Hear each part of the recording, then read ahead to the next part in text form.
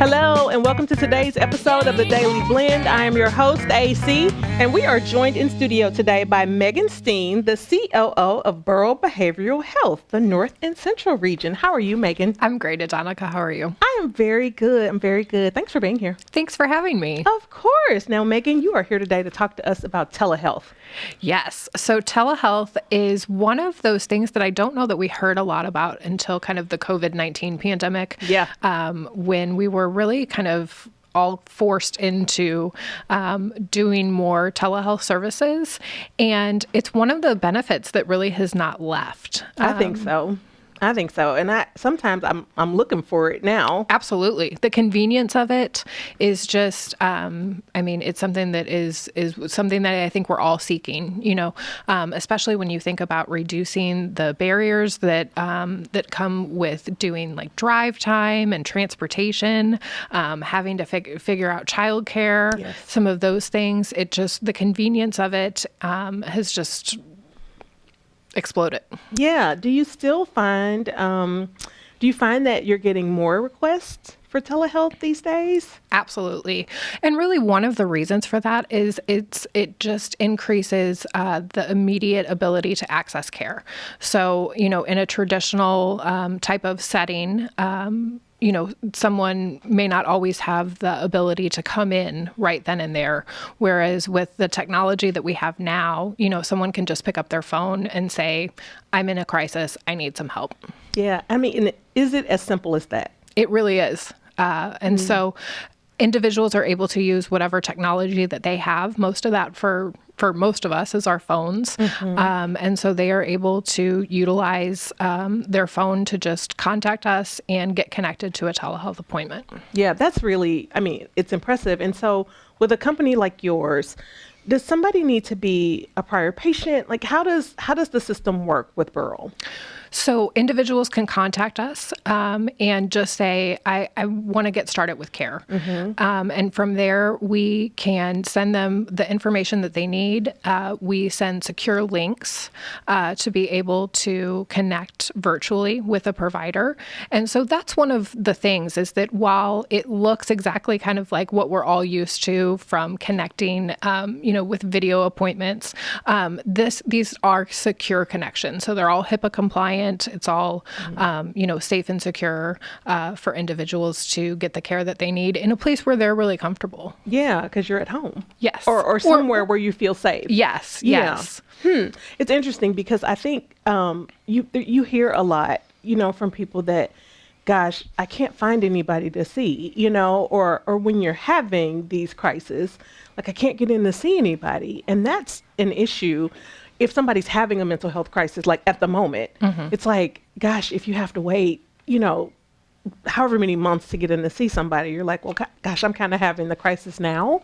And it'd be nice if I could access some care sooner rather than later. Absolutely. And we have our behavioral crisis center Sure. that's available 24 hours a day, 7 days a week, to where if an individual does want to come in and just say, I'm really struggling right now and I need a place to be and I need a place to get connected, we will always have in-person care available. So some individuals may follow up then via tele from a behavioral crisis experience. And some may start off with tele and just say, I never want to come to an office, and that's fine too. So you guys really have a multi-pronged approach. Like you guys have a lot of bases covered. Absolutely. So our approach is really, we want to be available for the care that people need when they need it.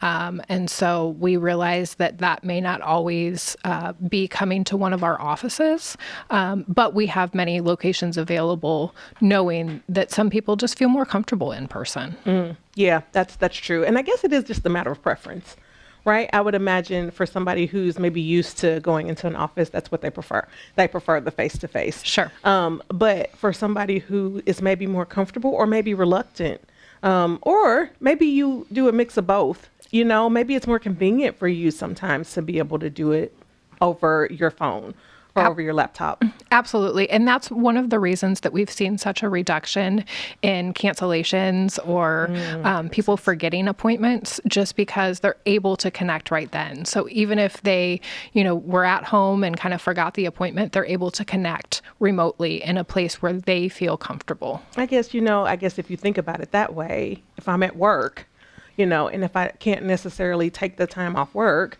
I could maybe take my lunch break, or I could take a break and I could still make my appointment, and it's so important to keep those appointments. Absolutely. And so that convenience of being able to do it, on my phone or, from my laptop or my iPad, I still get the care that I need without having to physically drive. Because think about the drive time that it takes. And other logistical pieces, childcare, the expense of driving sometimes as well, the transportation, if you don't have transportation yourself and are coordinating that.